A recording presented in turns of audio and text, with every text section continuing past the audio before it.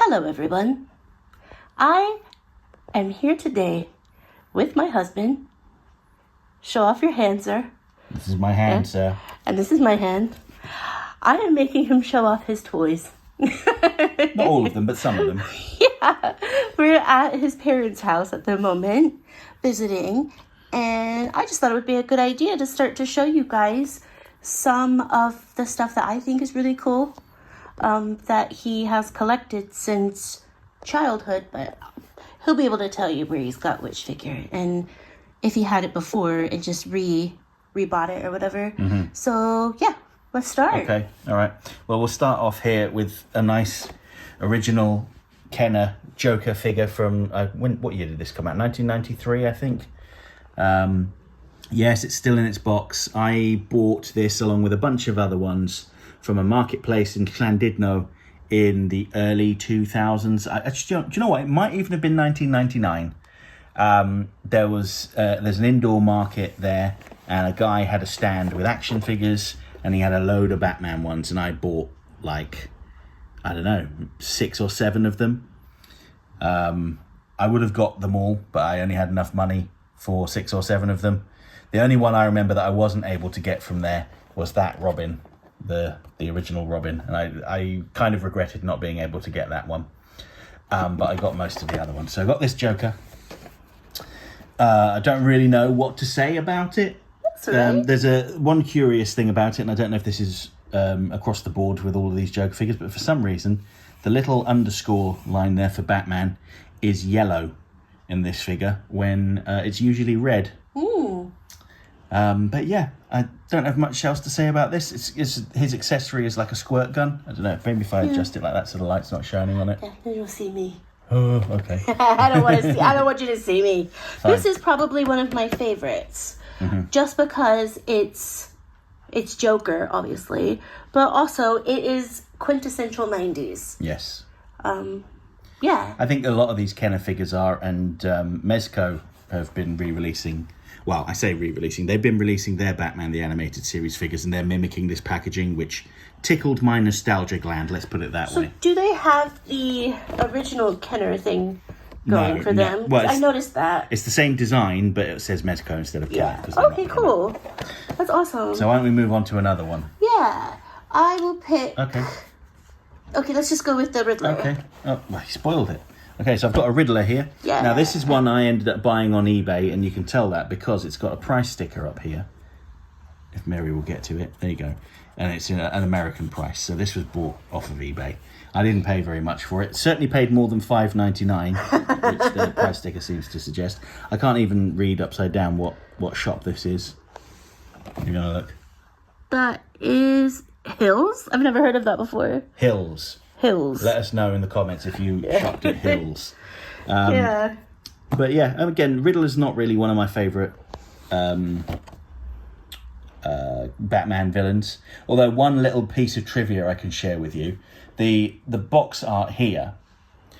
Where? Here. Yeah. That I'm touching here, of the characters and their props. Was drawn by Carmine Infantino, who is a legendary Batman artist and also comic book editor. I presume that he was no longer working in comics at the time and was hired to do the box art with the characters. I know this because I saw a heritage auction for, I believe it was Turbojet Batman in this line that he had drawn, and it was in a collection of his artwork, which I thought was weird because obviously that's not his art style at all. It's, pseudo Bruce Timm art style. And you can see on this one it's got the red underscoring, like I mentioned earlier, that the Joker didn't have. Want to move on? Yeah, let's move on. Okay. This is another one that was an eBay purchase. So this one is the Penguin. This figure was at the time really hard to find. I bought this in 2002, I think, on eBay.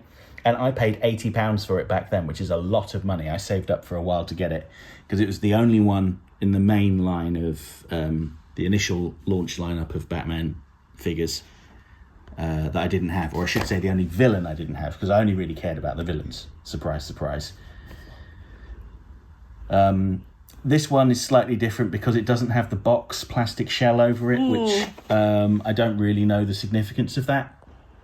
He's going out of focus. Oh dear.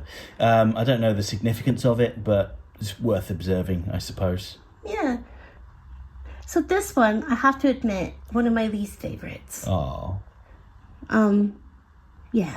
Well, I've just noticed as well that he's got a sleeveless coat. Yeah. It's just some of the things about the penguin. Just it's not the same as the thing, and that's probably what's my least favorite. It's still a really great toy. It's not show accurate, figure. and I think someone can correct me if I'm wrong, but I think they reused the model for the Batman Returns penguin figure here. Yeah, it looks very similar. Yeah, and they just kind of tweaked it. Yeah. Which might explain why he doesn't have like a plastic jacket. Yeah. Okay, so next, another market purchase from Sandidno. Sandidno. Close enough. Close enough. Close enough. And this is Two-Face. My favourite thing about this Two-Face is, let's see if I can straighten it out. Hang on. Close enough. He's got a big gold medallion for some reason. I don't see it. He's got a gold chain with a medallion on it. Oh, I see it now. Yeah, just for some reason, they decided to give him a gold necklace and a medallion. Yeah, that wasn't in the show at all. It's not even... Oh, it's supposed to be his coin. Yeah, it's supposed to be his coin, but his coin wasn't golden. No. And he didn't wear it around his neck. That would be very difficult to flip. Yeah, so it looks like this on this, but that's not how it was in the show. No. But you know what? I like it. It's nice. Yeah, I just see the packaging's a bit... Yeah. I was waiting for you to do that because I'm not the most graceful person, am I? No. In terms of I'm clumsy. But this is probably my favourite figure of the lot. Surprise, surprise. Yeah, it's one of mine as well. I like Two-Face. Mm-hmm. Yeah. All right, let's move on. Let's take another one. So this one was also bought at the market, but I didn't buy it. This is Mr. Freeze. Who bought this one? So some kid I was with, he bought a couple of figures. He got Mr. Freeze and two others. I can't remember what they all were. One of them was Turbojet Batman, I remember that much. And I swapped the Clayface figure for Mr. Freeze. Because I would have preferred to have had Mr. Freeze, frankly. So yeah, that's the fun story behind this one. Yeah, Mr. Freeze. Yeah. Yeah. And this is from a later wave of figures, because if you look on the back, you can see there's all these repaints of Batman, the Catwoman, there's the Clayface, Jetpack Joker, Phantasm, Scarecrow, Batwing, Batbike, Batmobile, etc. Jokermobile. I think I got the Jokermobile. Maybe. I don't know. I think I do have it somewhere. I'll have to look. But yeah, that was the thrilling tale of Mr. Freeze. This was another market purchase from Sandidno, which is the Man-Bat. He's got a wing flapping action and also a grapple that you can tie around his legs like Batman does on leather wings. Very thrilling, I know. He doesn't really look very much like Man-Bat from the show. I mean, he does a little bit, but he looks more like a dog to me than a bat. Maybe if I hold it for you, Mary. I've got it. Okay. Yeah. Finally, but you can see what Luke's talking about there. Yeah, the face isn't quite right. Yeah. Fortunately, DC Collectibles got it right later on. What are his accessories other than his big wings? Well, he's got that cable I said you could tie around him. Can you see it there? And you just adjust a little bit. Oh, yeah, it's like a grapple. Yeah, so tie it around his legs. Yeah. And then you can attach... Dun, dun, dun! Combat Belt Batman to it. Yeah. So again, another Sandidno Marketplace purchase. This one's so cool. Yes. Yeah, this is the figure that every kid got, and they all opened it, and there's not very many of them that are left in their box. It's kind of... I'd say it's valuable. It's a valuable figure now. It's the one that people want. I love the fact that sorry I interrupted you, but I love the fact that it's just pristine. Other than the dust. Yeah, because it's old. Yeah. Yeah, and it's a show accurate Batman. Yeah. And he's got these accessories, which I am pretty certain were reused from an earlier Michael Keaton Batman. I vaguely remember there being a Michael Keaton Batman who had like a stretchy belt and a grapple gun like that. Is But yeah. this the only lady you have? I think so. Yes. So that's Catwoman. And you know this is also one of my favorites. Actually, I've just remembered there's another lady just over there. But yeah, she was another marketplace purchase. I think the guy was only charging like £3 or £4 each for them, so £3 or £4, not very much money, less than the retail price when they first came out. So I was able to buy a number of them. And I remember I went back to get some other ones later on when I got some more money from my parents. And he was like, oh, you must really like Batman. I was like, boy, don't you know it. How old were you? Oh, I would have been like 13. Yeah. Yeah. By the way, if my camera work is too shaky for you, I'm sorry. Hashtag deal with it. Yeah, I love this one so much. Yeah, the ISIS figure's nice, isn't it? Yeah, I do love this one. It is... Catwoman has always had a special place in my heart, even before we had our lovely cat Isis. Just love her. Mm-hmm. I think that's what I've explained this on the podcast a little bit, that I try not to use things that were tested on animals and stuff, and I think in a big part has to do with her. Cat Scratch Fever, the episode. Yeah, and I didn't actually think of this until Luke and I recently rewatched Cat Scratch Fever, and I was like, oh my gosh, that sounds like what's inside my head, and I think it is because of obviously B-Taz. Yeah. Yeah. All right, so the next one is Dick Grayson Robin. All right, that's enough of that. Yeah. I'm joking. I like Dick Grayson. We saw this actually. So this is another one I bought at the marketplace, yes. But we saw another version of this recently at a toy shop in Essex. And I nearly bought it, but I thought, hang on a minute, I think I've got this one already. Yeah, he literally said that as he was looking at it. Yeah, but I ended up buying a Killer Croc. A B-Taz Killer Croc from them, Which is awesome. And some other things, which maybe we'll show at some other point. Yeah. So let's move on to the other lady. So this was an eBay purchase because these figures were hard to find over here, although they had one of these at the toy shop in Essex, and it's a Phantasm. And I remember seeing this in, I think, an Argos catalogue. And if you're an American, you don't know what Argos is. It's like a shop where you could buy pretty much anything you wanted from a catalogue. You'd go in there, they'd give you a slip, you'd write down the numbers that were associated with the item in the catalogue, you'd hand them in at the till, you'd pay, and you'd wait around for 5 minutes, and then someone would turn up with all the stuff that you wanted. It's very much, it gives Sears. Was it Sears? But with like a catalogue. Just think of it that way. But yes, I remember seeing, fortunately I had seen the film before I saw this figure, because the figure spoils the identity of the Phantasm, famously. Much to the amusement of anyone. We're trying to show the face because it is not that accurate. No, but you go, oh, Phantasm's a lady. Yeah. It's very pretty, but it's just not as accurate as, yeah. There's a cat that wants to be let in. Ooh, you let the cat in. Oh, let the cat in. Ugh. All right, and then the next one from the Mask of the Phantasm line was another Joker. This is the Jetpack Joker. And, oh, there's that cat again. Hello, Elsie. What do you want? Hello.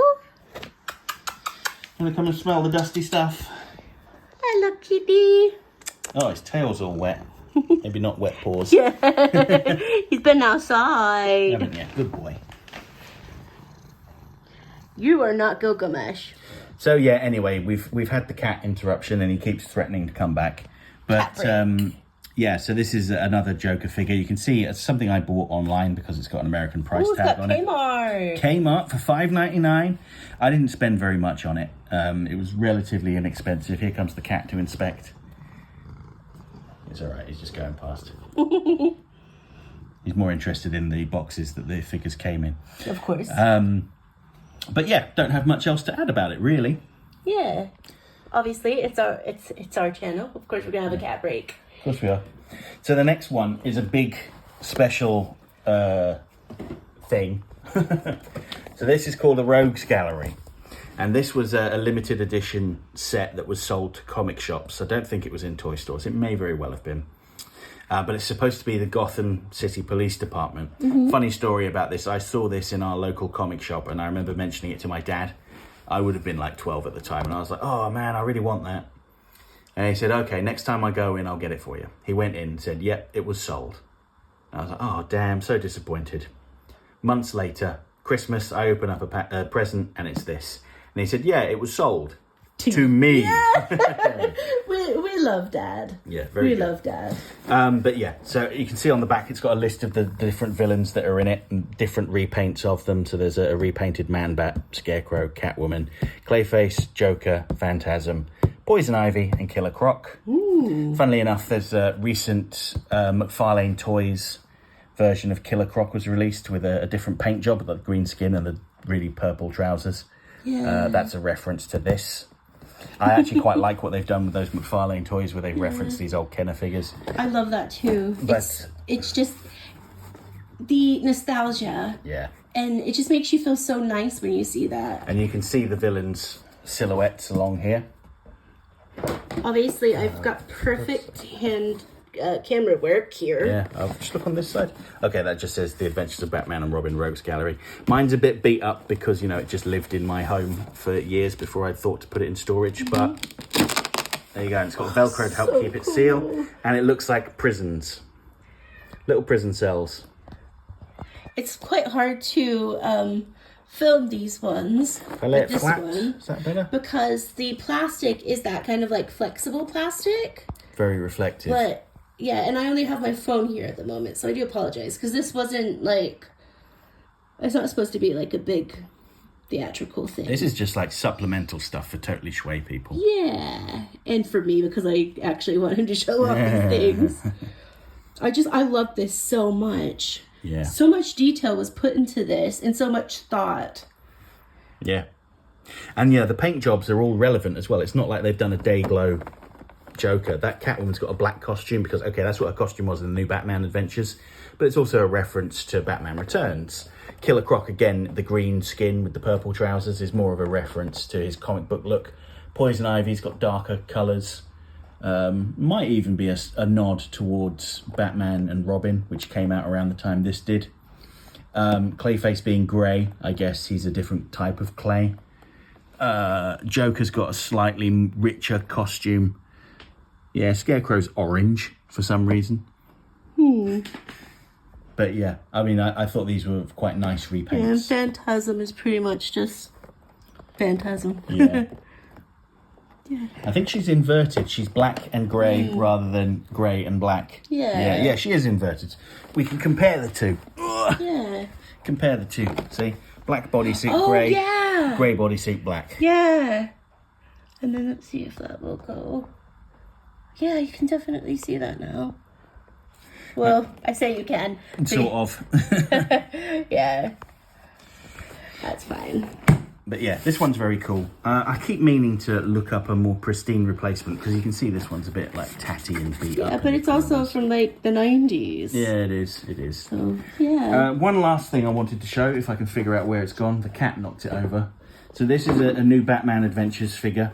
And this is the Gotham City Bank playset.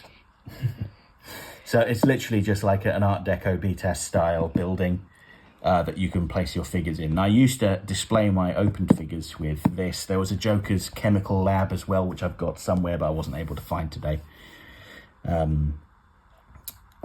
I like things like this. I wish McFarlane would do, or would have done, some BTAS related dioramas that you could put your figures with. Dear Mattel. Yeah, dear Mattel. Please keep doing this. Well, if you want to keep our house free of clutter, Mary, you better hope they don't keep doing these. That's why you're buying me a bigger one. Yeah. All right, guys. Thank you so much if you actually made it through this video. Like I said, it was just like something that I thought of last night when I knew we were coming over here. Just to have like a look into some more like personal stories. Especially with these figures, because especially with Luke and myself, like BTAS isn't just a cartoon. It's part of our life, and it has been since 1992, and it brings us such fond memories and helps us remember what made us. But yeah, do you have anything else to say? No, just that the cat's getting restless and he wants to knock all these figures over. Leave Combat Belt Batman alone, Elsie, or I'll kill you. All right, I love y'all. Have a really great day.